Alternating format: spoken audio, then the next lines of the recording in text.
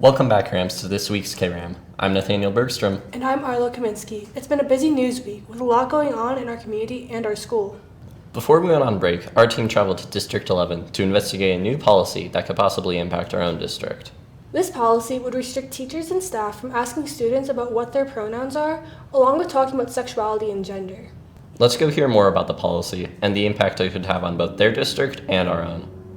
On February 8th, District 11's Board of Education expressed wanting to implement a new policy restricting teachers and staff from asking for students' pronouns. We spoke to members of District 11's community who held a call to action rally during the March 8th Board of Education meeting about the possible policy change and the impact it would have on student-teacher relationships. A counter protest was being held by Advocates for D20 and Moms for Liberty, but they declined to comment on this issue. Proposed policy would be to restrict teachers' ability to ask students about their pronouns in classes. There are other measures to restrict equity for students, especially when it pertains to queer and trans rights in the classroom. It's going to impact teachers' ability to first acknowledge and respect their students and to be able to save lives. So what we know is that referring to a young person by their pronouns and chosen name can reduce the risk of suicide by 56%. We know that using pronouns and chosen name can improve mental health, improve school outcomes, and we also know that young people may not always feel comfortable just telling a teacher. Sometimes they need to be asked the question. I think that a policy change in District 11 could impact other boards of education's look at their own policy and consider whether or not they want to have a decision around how teachers want to be able to relate to their students and if they have the option of asking their students. I think apart from being morally repugnant, it will ultimately be illegal. Colorado is one of several states to have specific enumerated policies protecting students from discrimination on the basis of both sexual orientation and gender identity. And transness is a protected class in Colorado. What this is basically, it's igniting a fire of hate and suppression. And like most uncontrolled fires, it will spread. So what we're doing here today is we're extinguishing that fire and making sure that people are protected and people are safe and people feel safe, specifically kids. Because we're seeing the same attacks on public education and using LGBTQ students as a pawn, it's disgusting. Because of the way that districts work in Colorado Springs, I think that policies that are passed in one district tend to trickle into others. And so the potential repercussions of this policy could absolutely trickle into D20, D49, D2, other districts. It is an idea that now staff members should not, or people in authority should not ask students their pronouns. Absolutely, that is something that other districts will probably pay attention to. Jason Jorgensen, Vice President of D11 Board, gave us a written statement in response to our interview request. He states, "The positive outcomes will be that we have protected our students and staff from wading into complex and difficult topics to have with students in a classroom setting. We are protecting staff from having discussions that they may not be prepared to have, or conversations that parent guardians would strongly request that they do not have around the topic of gender, sexuality, and preferred pronouns." There's a myth that teachers are just forcing students to disclose their pronouns, they're forcing students to choose a pronoun. Some people have said they're forcing students to assign them a pronoun. None of that is happening in our schools. What's happening is honest, one-on-one conversations where teachers are being supportive to their students. I think that it will restrict what teachers can ask their students, so that's going to impact essentially their freedom of speech in the classroom, which is certainly regulated to some extent anyway. It's not going to allow that free flow of information and how they can support students and make for a very safe and welcoming and inclusive environment. It's basically denying trans students the right to talk about pronouns and denying teachers the right to ask pronouns and make sure kids feel comfortable. It is not protecting the children, it is in fact suppressing them. Policy is still sitting with the Board of Education due to the discussion. This is Arlo Kaminsky reporting for KRAM. He, she, they. Taking the time to ask a person their pronouns can help them feel more accepted by the community. Yesterday, Rampart students walked out in solidarity for gun control after the Nashville school shooting at the Covenant School last week. District 20 supports our students' right to free speech as long as the students protest safely. On April 5th, Rampart High School student body joined other schools in the nationwide protest regarding gun violence and the recent school shooting in Nashville. Kram wanted to further explore the reason for the protest and opinions of Rampart students. With all the gun violence lately, it's so stupid that we have to be scared to come to school more than actually passing classes. I feel like we should just be scared of failing classes instead of having to go to school risking our lives. I feel like it should serve as like a wake-up call, because I think it's ridiculous that like the government is not protecting its students and it's prioritizing gun rights over, I don't know, lives. I think it will start a conversation, and I think that's the biggest thing to overcome is just starting a conversation. Hundreds of students have died. This is ridiculous, and nothing has been done about it. There have been more school shootings than days in the year, and I can't even begin to verbalize how insane that is. We can get guns at the age of 18 legally, but we can't get alcohol until 21. We are able to get guns easier than a drink. We get restrictions on guns. At most, ban guns and save lives. I'm scared for my fellow students. I had a personal experience in this, and I really think this is just ridiculous. Our state alone, Colorado, is one of the leading in mass shootings. I am terrified of gun violence. I have had a threat made against my middle school, and I am very worried that one day I will come to the place I spend 8 hours a day, 5 days a week, and something will happen, and I could lose someone I care about. And I don't think we should have a lockdown drill every month because this is so common. Some students decided not to partake in the protest. Kram asked why. I don't do things I don't believe in. So I think the shootings are sad, but the guns aren't the problem. I think that hate for other people is the problem. The Bible tells us that we need to love people like Jesus loved us, and there's just too much hate in the world. My beliefs and opinions aren't really expressed in the walkout that's happening. I think that calling for gun control isn't the number one solution to this problem. I mean, I understand why they're going out to protest, but me, I wouldn't really go out. You know, they're actually making a good thing. Some people are just going out just to skip, which is understandable. But some people who are actually going out and actually doing it, I think they could make a change if they really try to. I think it's bad, obviously. Is it going to change? Who knows? Because people can get guns from anywhere. So who knows is going to change. While this protest went on for a little over an hour, the teachers were in full support of the students expressing their right to free speech. The school administration is giving the time to the students to do this demonstration and also supporting them in their right to free speech. So, no, I think it's a good thing. I mean, they see a good cause and they feel like they want to be a part of it, so I think it's a good thing. And the fact that D20 allows them to do it is awesome. Never feel ashamed or guilty for expressing your opinion, Rams. If times like these feel troublesome, please feel free to reach out to one of our mini Rampart counselors. This has been Maddie Spooner, reporting for KRAM.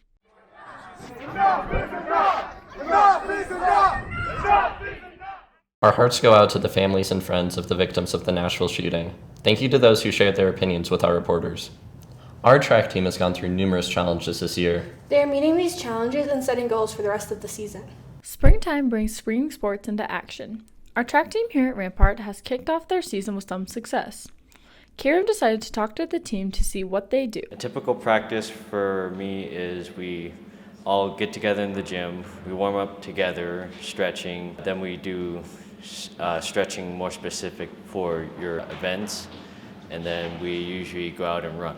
And we go into the weight room and do weights for a little bit, and then we'll go out to the track and then just throw. So we have our sprinter warm up, and then after that, if we have field event or like other events, then I have to go do hurdles, long jump, triple jump, and then other sprints and stuff like relays. I coach the explosives, which are the sprinters. My favorite part of being a coach is to share the absolute love I have of the sport. I'm the head coach, so I guess all the events. Favorite part is getting to know the kids outside of like the classroom and get to kind of be more personable with them instead of seeing them just on an academic level.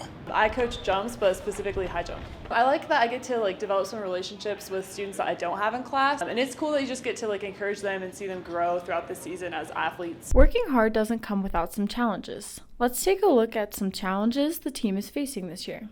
Some challenges are just making sure we stay in shape, keeping healthy. Injuries are always a challenge every season. Of course, with spring sports, there's always weather, and so trying to be able to actually get out, practice the actual event versus just doing drill work inside. Coaches are optimistic about this season as they share their goals and plans for the season. Our boys are back-to-back league champs, so hopefully this year we can go back-to-back-to-back league champs. And also our girls haven't won it in a few years, so hopefully we can compete for a league title there. The overall goal, is just to have everybody get better. Showing them the ropes, teaching them what track is, and getting a lot of PRs. Thank you to the track team for letting Kram into their community. This has been Tara Nimes reporting for Kram.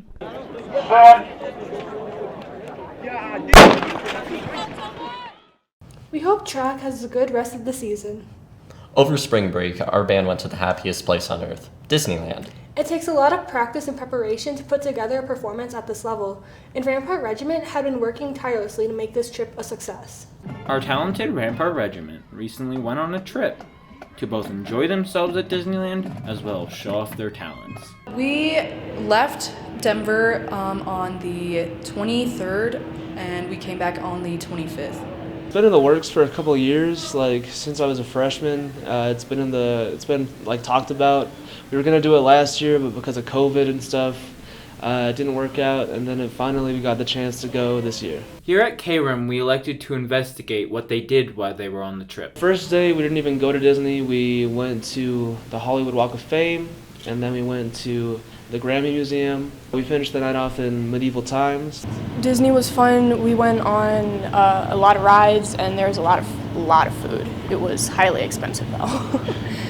We went to Disney to march in a parade. It was just an overall really cool experience. We also did some recordings in a sound booth to get the feel of how they put the music into actual movies. Overall, the band Disney trip was met with great satisfaction. It was just a really cool experience that is kind of a once-in-a-lifetime opportunity that not a lot of people can get. Just being there with the band is just a super cool thing that you can do. I did the Disney band trip because it sounded like a lot of fun, and I'm a senior, so I was like, might as well. Oh man, I had such a good time. It was really fun. We had great weather the whole time we were there, which was something we were kind of nervous about, that it was going to get rained out or something like that. But all the kids did great. Everybody had a lot of fun. Hopefully took a lot of pictures and made some really good memories. This is Lance Poley, signing off for Kram. Looks like they had a lot of fun. Rampart's Winter Guard team is made up of talented students who are passionate and dedicated to the sport. Recently, they competed at Monarch High School and came in 8th, having earned 15 points higher than their last competition. The Winter Guard spring season is well underway, and their journey has been an interesting one. Coming off a state championship last season, the much younger team looked to match the standards set by the graduating seniors last year. But the team immediately faced a roadblock before the season even started, as they lost their coach and were scrambling for a new one. The team reflected on this experience. Season's been going pretty good. We had a bit of a rough start just because some staffing things, we had to get a coach. But since then, we've gone strong, we've gone to competitions, been placing pretty well, and having a lot of fun. We have a show done, and I think we're pretty happy. We had definitely a rocky start. Our old coach quit right before the season was supposed to start, so we kind of had a month or so where we were fumbling to find a coach, but we found an amazing coach, and she's done an amazing job. We found some people to write our show, and we have had an amazing opportunity to compete this year. So it was a bit of a chaotic experience, just trying to get everybody used to me, because obviously every coach has a different coaching style. We had to get them signed up for competitions and shows pretty late in the season, so that was kind of hard. The girls have worked really hard just trying to learn a new show in such a short period of time, so it's been really fun working with them with that.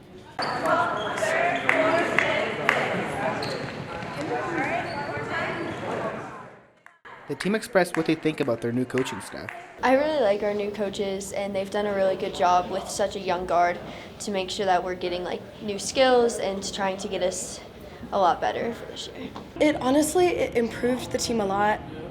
During the fall season, we had a coach that I think wasn't the best fit for our school and our team, but our new coach is incredible, and she is super, super amazing for our guard and works super well. The team lost a lot of seniors last year, and Winter Guard looks to adjust to a roster full of younger talent. There's one senior, one junior, the rest are all sophomore and freshman. So normally, that's kind of rare for a team to not have so many older, competitors. And also, most of the team, this is their first season ever spinning, so they've worked really hard to get up to speed with all the other girls. Dynamics-wise, we're pretty good. We're pretty close. Like, guard is really kind of a family. But we've definitely had to work on a lot of basics, especially at the beginning, but everyone's learning really fast, so I think we're doing really good. Finally, the team shared what their goals were for the season. I think for the team, our goal is to try to just do really well at our last 2 competitions and get some higher scores than what we've been getting. Definitely have fun and enjoy it. Put our best show out every single time and keep on working hard. Good luck to Winter Guard as they look to finish their season with a strong performance. This has been Adan Andrade reporting for Kram. Despite the difficulties and challenges they faced this year, we congratulate them for their hard work and dedication. There's been a new committee starting up here at school. Rampart Athletic Leadership Committee has been established to provide leadership and guidance to student athletes. The committee is made up of students, coaches, and administrators who are passionate about athletics and leadership. The Rampart Athletic Leadership Council is new to Rampart this year. People on this council shared information about how the council was created. Like coming out of the COVID years, one of the things I noticed is, of course, kids kind of being stuck at home. There was kind of a struggle with that socialization when we came back. And then also this idea of, a lot of times we tell kids like, hey, go be a captain, go be a leader. But then we don't really tell them what that means, how that looks, what they're supposed to do with that. So between those two kind of ideas, Mr. Parks and I kind of came together and decided to come up with this Athletic Leadership Council. Coach Isles reached out to me and a couple others and just invited us to be on this council and just to discuss leadership and the importance of leadership in sports. They also shared how they pick who goes into the council for their respective sport. We reached out to all the head coaches and all the programs and kind of just explained what we were doing and then asked them to put forward 2 members from their program.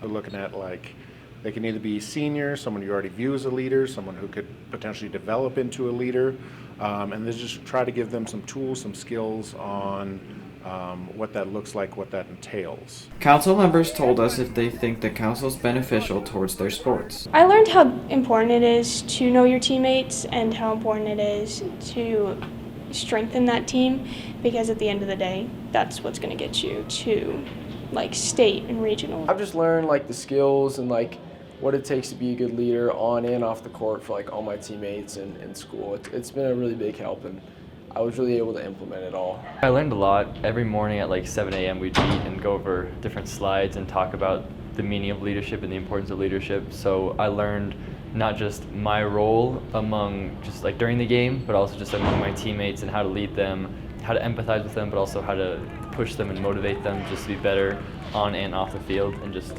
learn sort of what it means to be a leader. I hope it's beneficial. I hope there's something we can, each program can kind of take away with it. I hope to do it every year so they can kind of get a couple kids that have that kind of background and experience within programs. This has been Paul Bennett signing off for Kram. Rampart's Athletic Leadership Committee is an exciting development for Rampart High School, and we look forward to seeing the positive impact it will have on our school community. We'd like to end today's broadcast with a PSA from our No Place for Hate Club, which has recently started meeting again.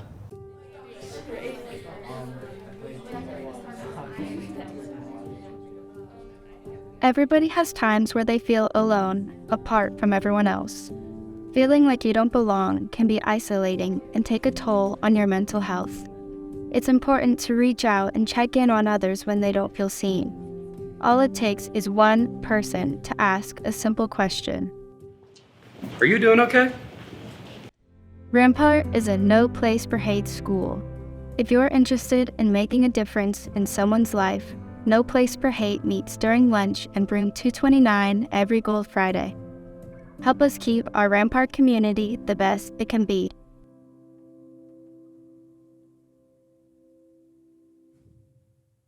Reach out to your fellow Rams. Ms. Johnson and Mr. Wiesner are the club advisors and have more information if you need it.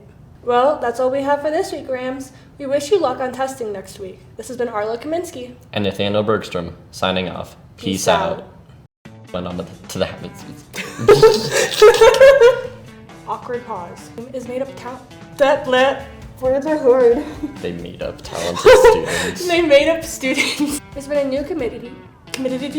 About